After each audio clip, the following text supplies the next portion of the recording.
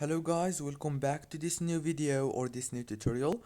I'm gonna show you how to fix the WhatsApp calls problem. So, if you have any problem with the WhatsApp calls, this video is gonna help you a lot. First thing, open the settings, open the apps manager and go to the WhatsApp app, click on the force stop and then click on the data usage and make sure that all the network access options are enabled like this. Go back, click on the power usage details and click down here on this force stop.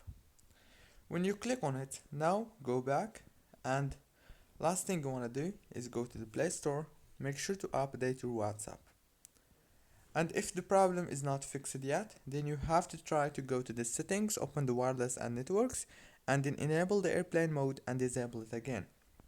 And if the problem still didn't fix it yet, then you have another last chance, which is you have just to uninstall the WhatsApp from your phone and reinstall it again.